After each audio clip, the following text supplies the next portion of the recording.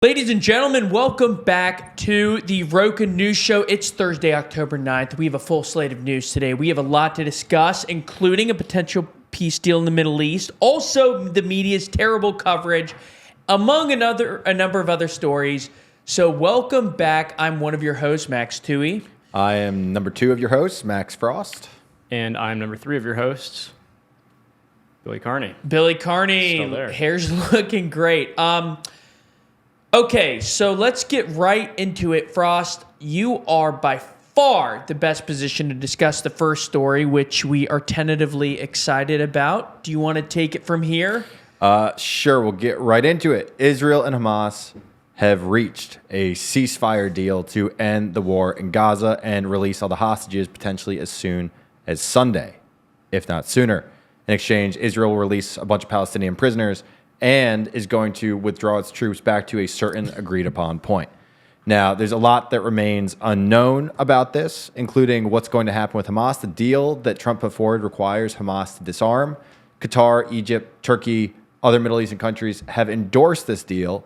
Hamas has somewhat accepted it, but there's a lot of skepticism about this, for one reason being that it's not clear how much the diplomatic arm of Hamas has been doing these negotiations based in Qatar, how much they might agree with it. It's unclear how much the people on the ground in Gaza agree with it. Toohey? Well, people have highlighted that Jared Kushner has now orchestrated both the Abraham Accords, or as, what did Trump say the other day, how he prefers to pronounce, he's like the Abraham, that sounds much better that way, Accords, and this. So, just hoping that this deal sticks. Obviously, the war has been horrific and eager for it to come to a close. So hopefully they'll stick by it and that we reach a peace here. So now one of the main things to note here, the significance of the hostages, it's not just about the hostages. It's about, this is Hamas's negotiating chip. So once they release these hostages, they lose their most vital negotiating chip, and the question is what will happen next. I think a lot of people on the Israeli side, they are concerned that Hamas isn't actually going to disarm, but they're going to seize this because once they give up the hostages, Israel will lose that, whatever remained of international support for the war will disappear with that. Vice versa, Hamas is essentially giving up. It's only leverage over Israel, so it's unclear what leverage they would have to stay in power and violate the deal after this is done. And also one of the stipulations for for Israel is that they will release 2,000 Palestinian prisoners, including 250 that are serving life sentences. So they've got some skin in the game as well, but that's super important context right there about the hostages. Well, and the other important context is that Friday is the day that the Nobel Peace Prize will be announced. Ooh. And this is something that Trump has been angling for a long time. And do you think he's going to get it? I don't know who's on the committee. That would be fast. It's kind of like college football playoff committee time where you start going like, well, it's an SEC athletic director. There's no way they'll put I don't know who's on it, but Norwegians, damn, he's cooked that. No, I don't know. I mean, he claims that he ended 7 wars at the UN, and then some of the leaders of the warring countries were like, did that? So, but with that said, this would be a huge win. And even on CNN, they were debating why didn't Biden manage to create a peace deal like this and get it done and get both sides. And some Democrats were like, I don't know. This is impressive. Got to tip their cap to him. And how he was sort of hard on both sides, and that led to a deal. So anyways, it's possible. Let's circle back to. Wait, sorry, Billy. What were you going to say? Do you think Trump's getting the prize? I was going to jump in there, then I saw my hair, and I was like, get this camera off me. But I was going to say, it looks like the Israeli side is really pushing for Trump to get it. And, I don't know if that's a thanks or if that's like kind of a smart, like sycophantic angle, because it seems like he praised Trump a lot. He likes that. But Ben Shapiro on a show, I think a couple days ago, I saw a clip on Instagram of him talking about why Trump deserves it for doing this. Wow. That's another point. The fact is, a lot of people get the Nobel Peace Prize for doing way less than this. Obama got it in 2009 before doing anything. Just because he was elected and they liked his... for Mora. They liked his vibe. He's a vibe. It was a vibe pick. Trump has certainly done at least a good bit to end some wars. I mean, that's the thing. The 7 wars might be an exaggeration. Yeah. But it's pretty evident. And people who know him, they tend to say that he actually like deeply cares about peace. Yeah. And he's like horrified by war. Who knows? Who knows? Take that with a grain of salt. But certainly that's what a lot of people also say. His pivot on the Ukrainian war could be exactly what the Norwegians wanted to hear, where he's kind of now a hardliner on Ukraine's side, potentially saying that they can win back all of their territories they've lost. Well, now that this war is, we're going to circle back and talk about the war later and some of the coverage of it. But do you think now that this is over, because remember, like a year ago, it was all about Ukraine. Yeah. Everyone's talking about Ukraine, and this is so insane. We're giving the Ukrainians money. That is not, no one has talked about this. Now that this war is over, are people going to turn their attention back to Ukraine? I think so for sure. I think that it's less interesting to young people in America, both because they have way less context on the history and also because Israel-Palestine has sort of proxy relevance in the U.S. with Jewish voters here, Jewish population with family in Israel, and similarly a lot of Arabs here for whom the Palestinian cause is so central, like Zoran. And He's not Arab. He's not Arab, but he is obsessed with very true. Yeah. All right. Not Arab, but is Muslim, and that has been a central cause to his life, right? Yeah. Indian Muslim who then went to Uganda. So, okay. So that has more, I think, interest to a lot of young people. So maybe it will. But it's also has to do with difficulty and like accessibility. And that brings us to our next news story. A similar one that is huge, but hard to understand. And that is all of these deals going on in Silicon Valley that seem somewhat incestuous, where you have OpenAI striking deals with AMD and with NVIDIA, and these are massive deals, and they are sort of all mutually enriching. And some are wondering if these are sort of echoing the pre-dot-com bubble burst of 2000, where there was a lot of circular deals. So, Frost, you want to talk a little bit about some of these? Yeah, the allegations. Yeah. So in essence, just one note on the dot-com bubble. I just learned this today through our reporters writing on it. The NASDAQ fell 77% at the dot-com bubble. That's insane. 77%. That is something similar happened today. I mean, it would be disastrous. Bloomberg had an article that came out, I think, yesterday, looking at kind of the intricacies of this whole AI boom. And essentially their takeaway was it could either be real, the boom could be real, or we could be on the precipice of a financial disaster and set us back a decade. So no one really knows. And these concerns are being supercharged right now by these deals. So we had, I think last week, OpenAI and NVIDIA, or the week before? I think the week 2 weeks before, ago. maybe. 2 weeks ago, you had OpenAI and NVIDIA sign this huge multi-billion-dollar deal. This week, you had OpenAI and AMD, a rival NVIDIA, sign a similar deal. You also had Oracle and OpenAI enter into a $300 billion deal a couple weeks ago, last month. So you've got all these things, and they're all predicated around continued growth, for one thing, and the money is circular. So, Billy, you want to pull up that meme, and we can, this might be the best way to get into this. Yeah, Education through meme. This is what we come to a day after talking about how America's getting dumber. But I mean, it's true. I mean, this stuff, like, I think to make sense of this, that was a good one too, Billy, but the other one that you sent actually has it.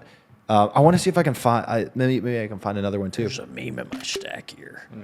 There we go. me a Love a second. little screenshot sound. But The point here is these companies have seen their valuations go up like crazy. They're now propping each other up, and the question is, what happens if one of them falls? Could it be 2008 all over again? Now, what do we have? Yeah. So here's the meme with definitely truth in it. We'll read it out loud for those who are listening.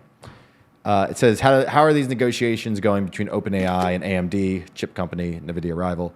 OpenAI said, Tui, you want to do some role play here? let's do some role play. You I can- hate Sam Altman, so I can. You can be OpenAI. Yeah. You can be OpenAI. We would like. I'll do his vocal fry. No, I'm kidding. We would like 6 gigawatts worth of your chips to do inference.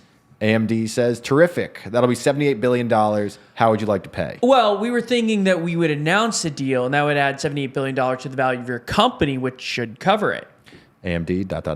OpenAI, ... No, I'm pretty sure you have to pay for the chips. Why? I don't know. It just seems wrong not to. Okay, why don't we pay you cash for the value of the chips, and you give us back stock, and when we announce the deal, the stock will go up, and we'll get our $78 billion back. Yeah, I guess that works, though I feel like we should get some of the value. Okay, you can have half. You give us a stock worth like $35 billion, and you keep the rest. So that's a meme, but it's true. I mean, this whole thing, it's all about one company propping up the other, generating value off of each other.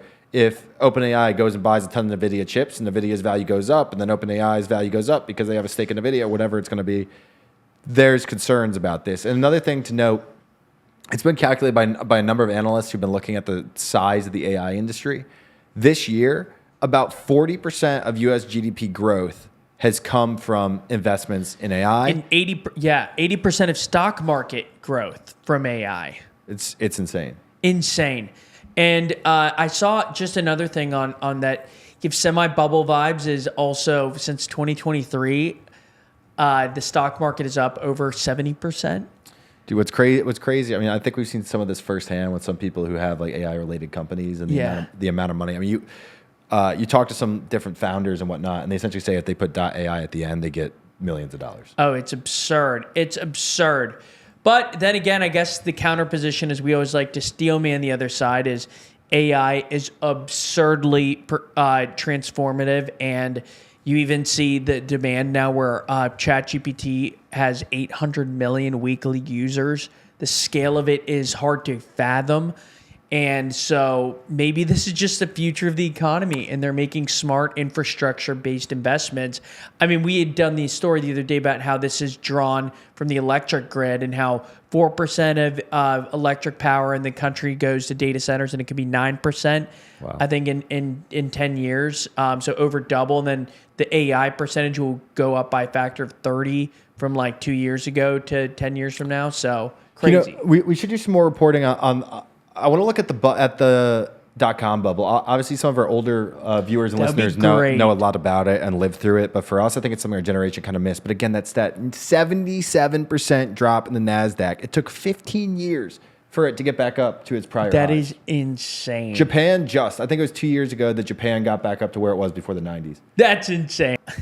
Like when you see something like XAI being valued at $200 billion. Doesn't make any sense. It doesn't make any sense. I mean, and then everyone has the counterexample. Well, Tesla lost money for, over a decade. And obviously everyone used the Amazon example. Which, by the way, it's a great case, too, of they weathered the .com bubble storm and, have become one of the 5 most valuable companies on the planet. Well, and it's worth noting too. What happened to the .com boom was like Amazon. I mean, it essentially cleared out a lot of bad companies. Exactly. And I think if you look at it now, this is why I do think. I mean, whether it's a bubble, in the sense of all this stuff is bullshit, or just like a little bit. The fact is, we know firsthand, having dealt with a lot of different companies and knowing people in this stuff, a lot of this stuff is total BS. Total BS. We know it, just like we knew with the crypto stuff a few years ago. So the question is, at what point when the tide goes out, you're going to have companies left over. You're going to have companies that die. The question is, does the tide go out so far that it goes back and it hits Microsoft and Meta? Or will it be the rich just get richer, where a lot of companies, like I've seen this anecdotally, just from some people in the startup space and some companies we've even worked with or talked to, and they'll basically all their offerings can be done by OpenAI and often better. And so it raises questions of all these companies that have raised a ton about, we're going to do AI agent for buying a home, or we're going to do an AI agent for, finding an apartment in New York City, whatever it is. It's like OpenAI can do that. So anyways, I think it may just shake all the, rotten fruit off the tree. But yeah, we'll see. I'm curious if we have any very bullish listeners or viewers. Yeah. Send us an email or leave a comment below. Tell us why we're wrong. Tell us why we're wrong, please. And subscribe. While you're here, hit that subscribe button. Billy, scroll down. This is a good story. Burqa Ban. This is what we want to talk about. Italy Is there a proposes burqa bubble? A burqa? Is there a burqa bubble? I mean, if Italian Prime Minister Giorgia Meloni gets her way, Yeah.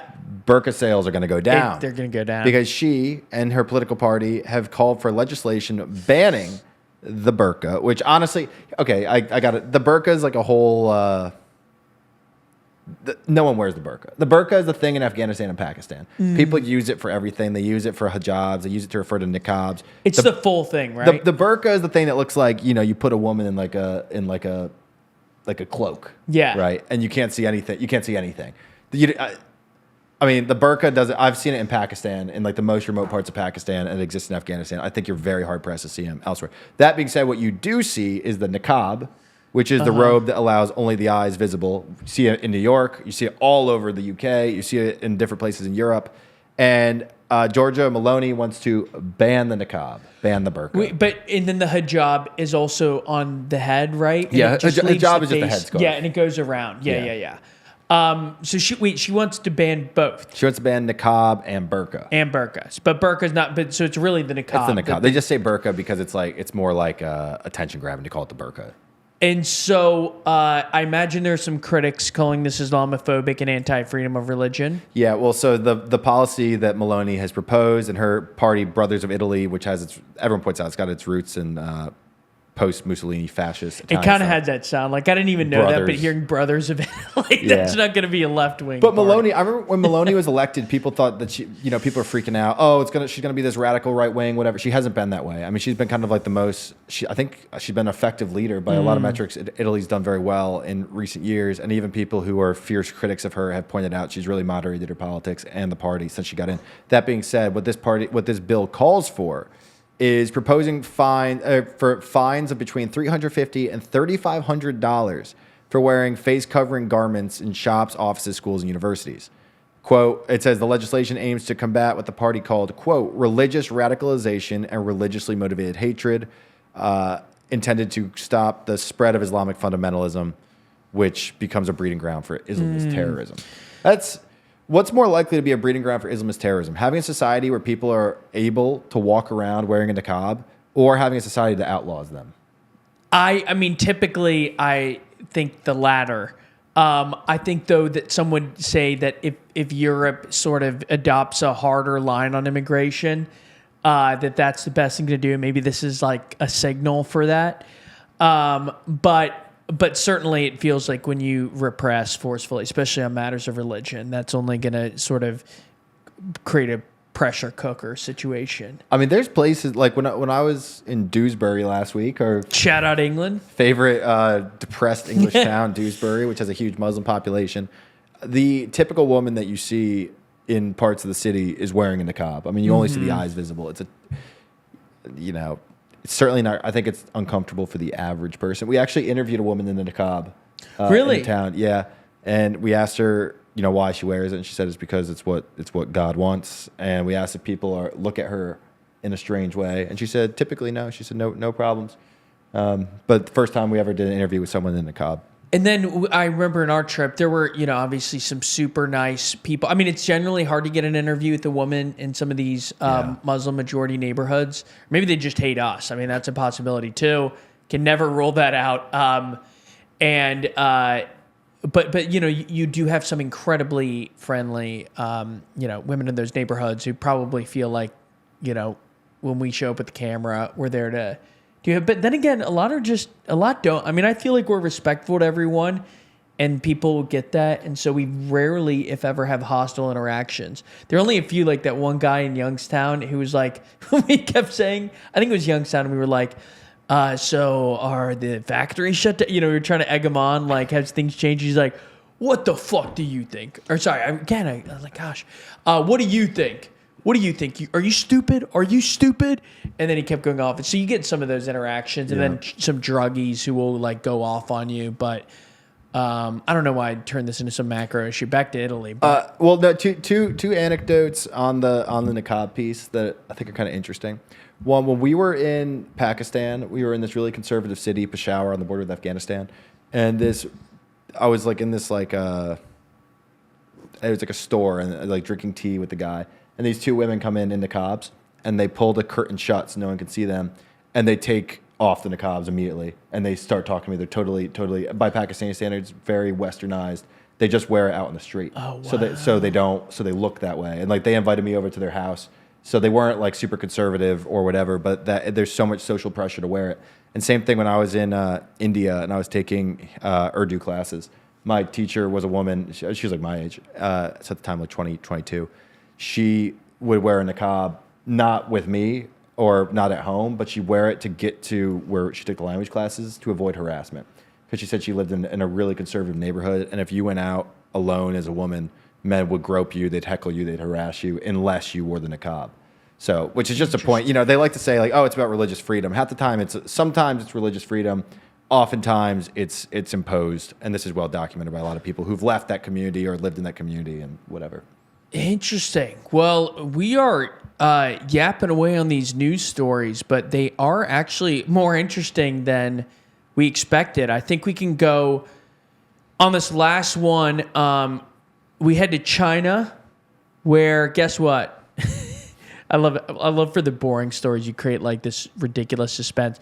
But where Beijing announced expanded restrictions on rare earth materials and technology before the meeting with Trump and President Xi Jinping later this month. Now, this is relevant because China processes roughly 90% of the world's rare earth minerals. So if they're clamping down on those exports, which we rely on for electric vehicles, fighter jets, semiconductors, advanced weaponry, basically we would not have iPhones without these metals. That's when people really get locked into the story. This is going to be a major negotiating point for Trump and Xi, I'm sure. Yeah, I think it kind of boils down to China controls the rare earth minerals, we control the chips, and that's like our negotiating tactic. Is we have the chip technology, they have what you need to actually put the chips to use. We don't have to get too into this, but it just goes to show like we're totally dependent on China for this stuff. You would not be able to see this podcast. We would not be able to record this podcast without these rare earth minerals, which China controls 90% of the final product of. Well, Billy, how do you feel about that? Maybe we could do with fewer electronics. I think I could spend some more time outside. Heck yeah. If you could spend time outside, where would you go and what would you do? I would certainly leave New York City. I think I would go... There's a nice park in New Jersey, not too far from here, near my hometown, I think. Maybe I'd go there and sit in the woods and think about my phone. Get arrested. I love that. Yeah, you should do that, man. You should do the next pod from there. We should do an outdoor pod one of these days. Probably get 1 million views. Get it? Yeah, that would great thumbnail potential. Okay, so we're gonna get into a little bit about the Israel-Palestine coverage. That just a couple things we've been thinking lately, especially as God willing this war comes to a close. But before we do that, just a quick segment. We like to tie in some of our deep dives, and you'll always get a fuller version in our deep dive daily newsletter, We the 66. But one I was working on today that I thought was very interesting, as journalists are supposed to hold power to account. And so we've been recently doing some reporting on alleged corruption in D.C. on both sides of the aisle. And this isn't corruption per se, but it's something that we feel is worthy. So there is a new most powerful lobbyist in D.C., and the scale of his influence is staggering. His name is Brian Ballard, and he's from Florida. For a long time, he sort of wallowed in obscurity, but now he holds the keys to the White House in many ways. So everyone from Palantir to Qatar to AMD to United Health Group to other of the most politically sensitive companies in countries in the world have enlisted his help, and he's now the biggest lobbyist in D.C. Over $20 million his firm made in the second quarter of this year, just from April to June, and that's more than the longtime frontrunner in lobbying, Brownstein, which is a firm based in Denver. But the point is, so he's made over $20 million in the second quarter, has over 300 clients now, and many of his clients have turned into deals. Now, there is something that you need to know about his firm, which is that Pam Bondi, Attorney General, and Susie Wiles, Trump's chief of staff, both worked there and both have deep ties still with Brian Ballard. They've worked together in the past. Brian Ballard came out of Florida. He actually was a Florida Blue Key member, which Pam Bondi was also a member of that secret society. And then you had, well, it's not so secret, but a private society. And then since then, his clients like Nippon Steel, the Japanese, steel giant that needed sort of approval and special treatment from Trump when he announced the tariffs, that got approved. Recently this week, Pam Bondi came under scrutiny for whether she collaborated with Brian Ballard over the American Express GBT acquisition of CWT for $540 million. And at that time, the DOJ had a probe into the deal, and they waved it off last second. And then you obviously have Qatar in better position with the government. You have AMD with the new OpenAI deal. And you have a lot of deals that need DOJ or FTC approval that he has basically lobbied on the behalf of those companies, and they've gotten regulatory approval. I can't stress enough the scale of the operation and just how many firms have hired Brian Ballard and his firm Ballard Partners. They have offices now in Saudi Arabia, in Tel Aviv, and I love on their site it says the Kingdom of Saudi Arabia, not just Saudi Arabia. Offices in Boston, they obviously have Tallahassee, Sacramento, and of course a huge one in DC. All of this is to say that, Trump talked about draining the swamp a lot, but according to a lot of observers, it doesn't seem that way when you have Brian Ballard. Now, he did get in hot water one time over cryptocurrency lobbying he did this spring in May, and it pissed off crypto czar David Sachs, who complained to Trump about it. Trump iced him out. Brian Ballard cut his European vacation short, went to D.C., got a meeting with Trump and Wiles, back in their good graces, and the money is pouring in for Brian Ballard, the new biggest lobbyist in D.C. Tui, can you say a bit about what lobbying is? I think it's a term that you hear all the time. They're lobbying this, they're lobbying that. It's corruption, it's this and that. Just say a bit about what it is and how the lobbying industry works. Well, I think that it does get a bad rap, and I guess there are two ways to look at it. So lobbying is lobbying for specific policies, where that could be a trade group. Like, for example, PHRMA is the lobbying group for the big pharma industry. So they will essentially tell government and work with think tanks and work with congressional staff to basically make their case as to what the best policies are for their industry. Some of that people think is innocuous. Other might just be directly benefiting those who support it, all of its member companies who fund it, and basically, pharma's trying to help their bottom lines. And then for Brian Ballard, sometimes it's general lobbying, like Amazon, the New York Yankees, the NFL, and Harvard all hired Ballard Partners. Wow. And so those companies are just sort of having them on retainer. And Harvard obviously recently struck a deal with the Trump administration. It's murky. They're often private negotiations that happen behind the scenes. So it's not entirely clear what he does. And then some, it's very targeted. And so for that example, I would look at Nippon Steel, which is, obviously the U.S. Steel merger was under scrutiny, the tariff issue, and they hired Trump. For people who are like, okay, what's going on? It's basically, if you want any acquisition you're making to get approved, if you want your nation to have better relations with the foreign government, you're going to want to hire connected lobbyists like Brian Ballard. And evidence for that, 130 entities signed the Ballard Partners in the 3 months after his election. 130. Wow. So you had a ton of firms and nations. I didn't even think I mentioned Palantir. Palantir hired Ballard Partners. I got two questions for you, too. The first one, say I'm Brian Ballard, and I'm friends with Pam Bondi. Hey, nice to meet you. And I'm friends with Pam Bondi, right? And so say on behalf of Palantir or Qatar, there's something that they want. They pay me to get it done. So I'm going to go to Bondi and I say, hey, Pam, great to see you.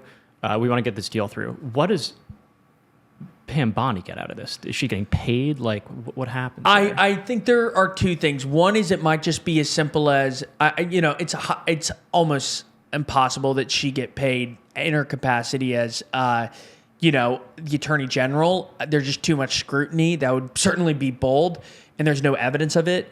I think it might be a soft landing for when she leaves that job. And, she would have a huge salary waiting there. There's a revolving door congressman after congressman, they'll take lobbying jobs, get paid a fortune, and trade on their former connections. So I think it might just be social. It might be her thinking about her future. And who knows if there's any dirt component or any leverage he has on her. I would say one thing in defense of lobbying, because I think a lot of people also have like the swamp and some brain dead takes. I've actually worked in kind of a swampy capacity. When my first job out of college was in corporate fundraising for a think tank. Now, the think tank I worked for never lobbied for policy changes.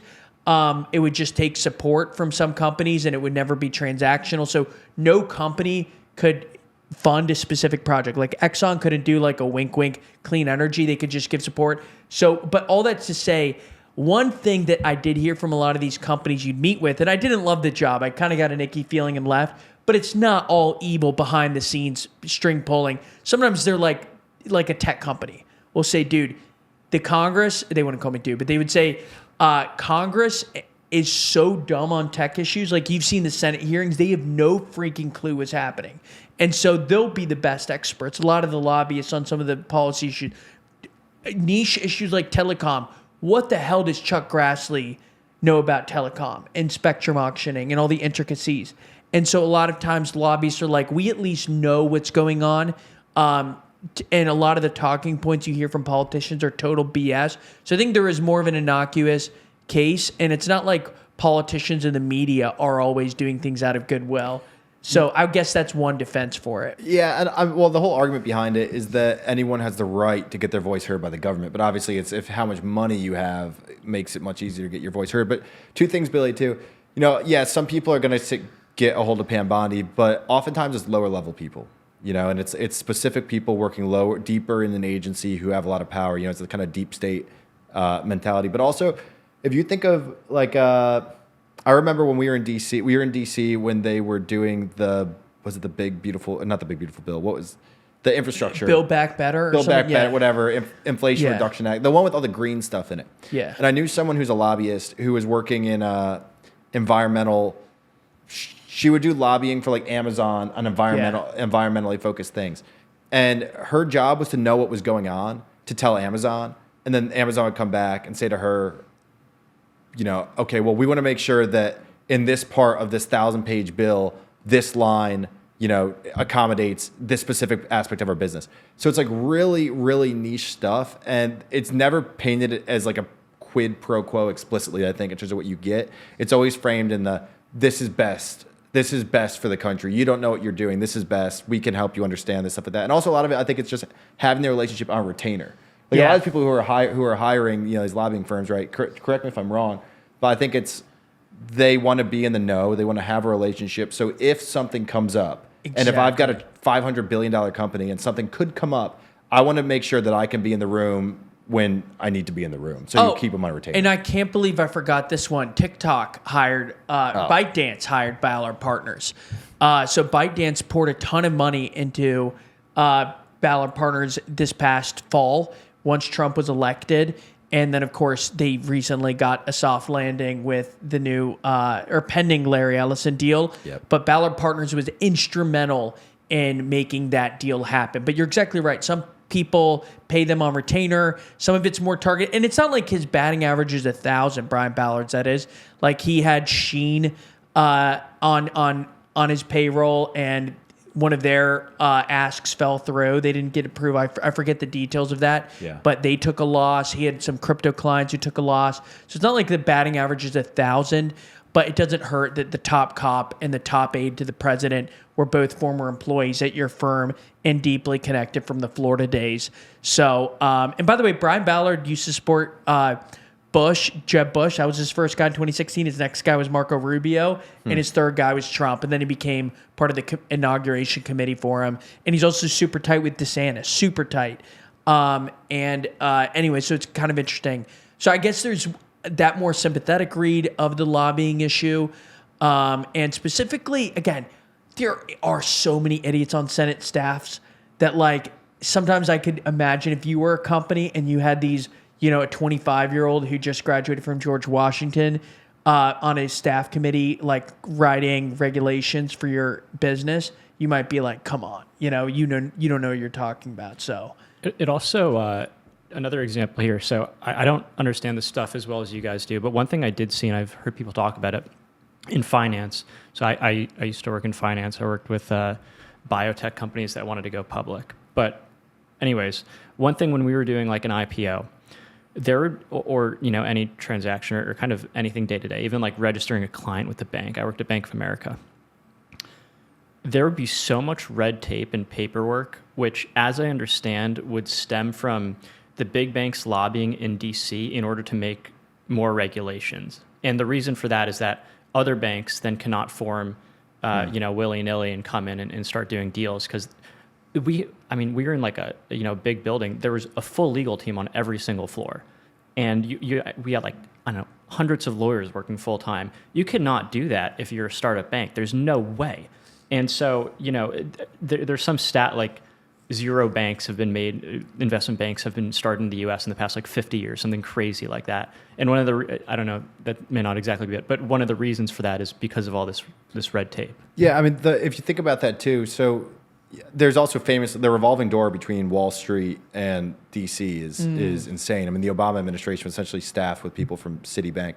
But you think about that, Billy, and I mean, this is one of the most common complaints about regulation, where it's often Democrats who are promoting regulation or liberals who are promoting regulation. I mean, the critique of it is, sure, this may protect the consumer, protect the economy, but it cements the power of big business. And you think about what you just said, not only does it keep other people out, but the more regulations, the more you rely on the bankers to get the deal done. The more fees they generate. So it's a whole thing. But I mean, this is the swamp. It's the swamp. And again, I think, one thing we've talked a lot about is like there are a lot of brain dead takes. People are just so inherently suspicious, and they think DC is as simple as, backroom meetings where deals are made with one simple handshake, and it's just that simple of. And of course, there are power games involved, and there's a ton of money involved. I think it's often a lot more boring and slow-moving than people think. But I'll tell you this. It is telling that Bill Gates, reflecting on his career, remarked, a mistake I made was not taking DC seriously enough. And they had that antitrust case, I think, in the early 2000s. And in my time in that job, which, by the way, that swampy experience kind of inspired Roca, for me at least, personally, or at least a desire to, it was a very insightful period. But you could see DC change and move so much more toward tech. Like the historic big spenders were AT&T, Verizon, everything in telecoms, Charter. Like these are huge spenders. They had a deep infrastructure. Pharma had an enormous infrastructure, and defense. So those were like the big three. And then once we were there, tech just took over. Facebook got massive office there. Microsoft started spending a fortune. Apple on privacy issues, spending a fortune, got a big new office downtown. And Amazon, of course, HQ2 in Northern Virginia. Like that has changed. And Brian Ballard, also, by the way, Amazon is payroll. So there you go. We could go on for this for days and days and days, but let's just bring it back real quick to Israel-Gaza. We're almost out of time here. Yeah. But this is just one thing, that we've noticed. This issue it seems like it's shut people's brains down. Yeah. And it's true on like the street level, but it's also true in the media where you look at this. Obviously, this is one of the most complex issues in the world. A lot of people want to simplify it and say it's simple, it's right and wrong, it's this and that. The fact is, Israel-Palestine is extremely, extremely complex. There's a lot of stuff at play. It gets into all this politics. It gets into foreign policy. And one thing that is often missed in these conversations is kind of like the more grand strategy aspect of this. And what I mean by that is, I was thinking about this morning. There's a huge amount of attention that's gone to AIPAC. And AIPAC, and, talk about lobbying, right? AIPAC, one of the most well-known and a lot of people say most influential lobbies, although when you look at it, the money they spend is dwarfed by other industries and whatnot. That being said, they do have real influence. They wield it to advance the interests of Israel and whatever they do. One thing that's missed, though, in this is, Israel, forget the politics, the whole Israel-Palestine thing. Israel is a country that the U.S. has very close ties with. No one is sitting here looking at, say, Taiwan's. Why do we care so much about Taiwan? I mean, you could imagine the same exact questions being asked. Why do we care so much about Taiwan? Why are we so close with Saudi Arabia, despite their human rights abuses? Why do we have such close ties with Japan, South Korea? You could look at each of these things. And in those places, people pretty much say, oh, it's strategy. And when you look at Israel, it always comes down to AIPAC. I mean, I would challenge the people who talk about AIPAC all the time. What's the Taiwanese lobby called? You know, like what's the Japanese lobby called? What's the Saudi lobby called? Qatar. You mentioned Qatar before. You know, like all this stuff. It's not one-to-one. I understand why the Israeli thing is different. But one thing that's just been totally lost here is the nuance in terms of like why, you know, the intelligent arguments, like you said before, when a steel man, right? Yeah. I think that the argument against Israel has been steel manned a lot. You know, a lot of people make this argument very intelligently. It's easy to find this. What those people don't do is steel man the other side, which gets back to at the end of this whole war, you know, it's been going on now for years. It seems like people's brains have kind of just been unable to pull out the strongest argument for the other side. I would say. I don't know what you think about that, but Yeah, I mean, I totally agree. I mean, you and I had this conversation yesterday where we've seen now it's so normal in the media space. Well, it's so normal in the podcasting space for people to say like Israel controls the entire media. They control the government. Netanyahu treats Trump like a puppet. And all these sort of sweeping statements. And that's accepted in some media circles as if you just said the sky is blue. And to your point, it's like, really? They control the media? People aren't allowed to criticize Israel? The two of the 5 biggest podcasts in the country are Candace Owens and Tucker Carlson. and a third's Joe Rogan. And the third is Joe Rogan, who's been very critical. So you're really not like that is dominant. 2, they kill their enemies. Really, those they're walking. And thank God they are obviously. But like the idea that they just take out people who criticize them, absurd. 3, they control the media. They've had like a notoriously bad PR strategy. I would hardly say that the New York Times and Washington Post have been shills for them. And to your point on the subject of lobbying, there are a lot of big lobbies in D.C. Don't tell me Qatar, who's in with, Brian Ballard. The Qatar thing is a great example. It's an open secret to anyone who lives in D.C. that the Gulf states and especially Qatar have a huge amount of influence. Huge amount. Outside of D.C., all eyes are in AIPAC. Yes. Inside D.C., everyone knows the Qataris, they run think tanks, right? They own this stuff. I mean, there's been so many different examples. Their role in a lot of what's going on in D.C., it's well established. And again, it's an open secret. You casually find out that people will be let go of places for not disclosing that they're taking money from Qatar. I mean, this happened numerous times to people I knew when I was there. It's very well established, and a lot of people, they want to jump and they say it's all the anti-Semitism. That's why this and that. I think for some people, but I think generally speaking, I don't know what the exact reason is, but a lot of people have. I think it's because AIPAC is such a concrete thing. Yeah. Well, and also they don't register under FAR, right? Which is a point a lot of people make. Yeah. And can we just go over quickly the distinction? Like, what does that mean? Yeah, it's registering as a foreign agent, and they make the argument that they are for Jewish American citizens, right? Yeah, exactly. So AIPAC doesn't register under the foreign agents. If you register as a foreign agent and you're lobbying, there's a higher standard you have to meet. There's more restrictions on what you can do. AIPAC doesn't do that because AIPAC says it represents Jewish Americans. There's also a huge number of Americans with Israeli citizenship and vice versa. Isn't that like a bit odd though? Because there's a lot of, maybe not as much, but like take for instance Irish and American crossover. I don't know what the Irish lobby is called. I assume they don't get that treatment. Well, I think the big difference here. I mean, okay, critics of AIPAC who think they should register as a foreign agent say they do directly coordinate with the Israeli government and lobby on behalf of Israel and never contradict Israel, and so that's evidence that they're lobbying for a foreign government. Others, supporters of AIPAC, say it's just Jewish Americans who are using their money as supporters of any other lobbying group or any other interest group to basically have a strong relationship with Israel and to support Jewish American cause. So I guess the key critics would say, well, do they ever contradict Israel? Do they ever contradict Netanyahu? And if not, does that suggest close coordination? And then again, supporters say Jewish Americans have a reason and there's ample history behind it to want to support Israel and other, again, Jewish causes in the U.S. So I guess it's does it cross the line of being direct coordination on behalf of a federal government, on a foreign government, or is it just a legitimate case in the use of private citizens donating their money to causes they believe in? Yeah, I mean, to me, Billy, it's I don't know the intricacies, so I don't want to get up on make a monologue about that. Well, to me, what's notable is that if you so much as everyone says you can't ask the question. Oh, you can't ask why this. No, everyone asks the question. the thing that's hard to do is to respond to the question or to ask the opposite question. If you do, you're labeled as owned by Israel.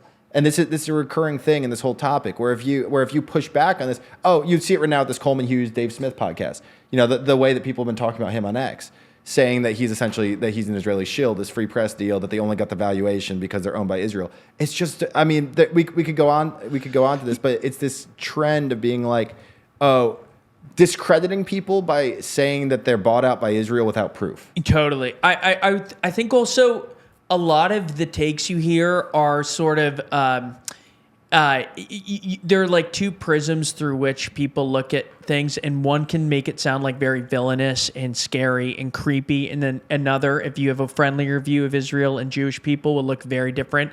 Like a good example is the primarying, where so for example, AIPAC supported the challengers to Jamal Bowman, a vocal anti-Israel voice in the House, and also Cori Bush from Missouri in her re-election bid last fall, and both lost. Roca follower Jamal Bowman. And so people were wondering, like, isn't that ridiculous that AIPAC can just primary people and support their opponents and then they lose, or fund their opponent in the general election? And so if you have a negative view of Israel, you're like, they control everything. You can't even speak out against them like Cori Bush or Jamal Bowman because you'll lose your seat. And then others will be like, yeah, no shit. If you're a supporter of Israel or Jewish American causes as an American citizen, then no shit, you'll want to get rid of those people from the House and support who runs against them. So I guess it would be like no less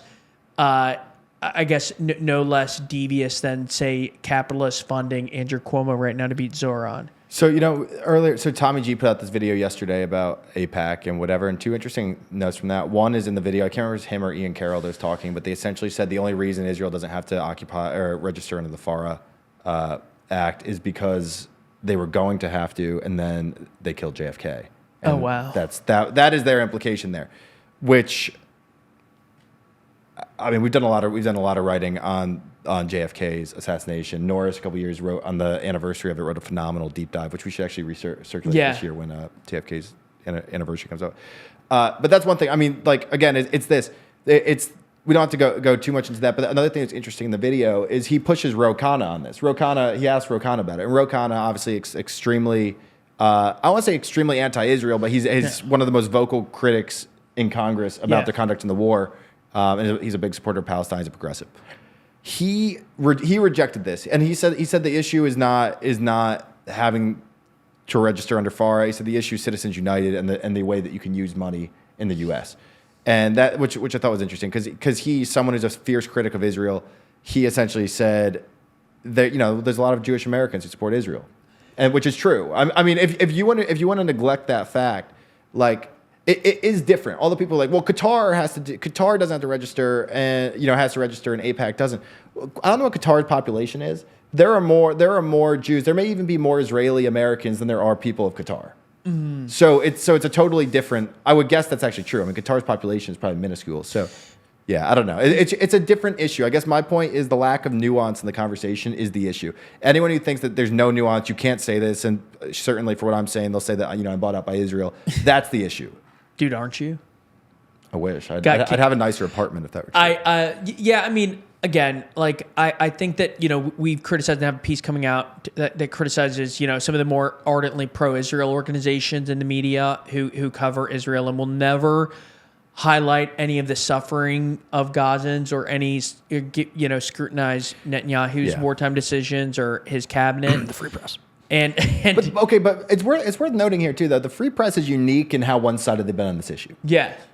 Can you name any other mainstream prominent, like Al Jazeera on the other side? On the other side, yeah, on the Tucker, other side, Candace, many podcasters on the other side. Yeah, the Free Press stands out for how it's been so staunchly pro-Israel, among respected outlets. But I mean, the Times, the Journal's news section, not the opinion. What's so funny is the Times, like, you can tell where someone falls on the Israel-Palestine issue by how they think of the Times coverage, because pro-Israel people are like, they've been insane. They've spread that hospital lie at the beginning and never stopped since.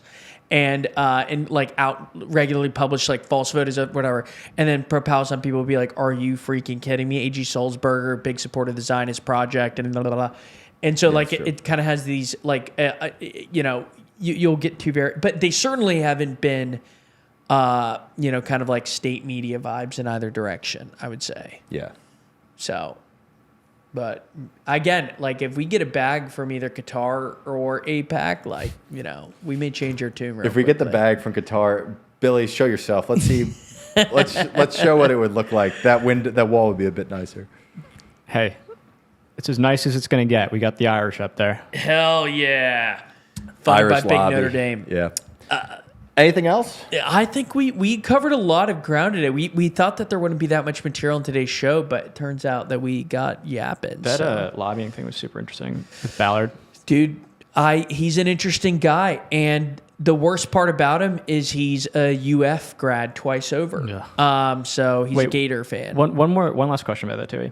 So if I wanted to be a lobbyist, say because it sounds like a pretty good gig. Yeah. The entire thing is, sure, maybe if you're an oil and gas lobbyist, you know a bit about the industry. Beyond that, is it just being friends with people, like having connections in DC? Is that like literally all you have to do? Dude, again, I'm not going to suggest to be a lobbying expert, but I know a couple people who were in Congress who became lobbyists, and they're kind of generalists.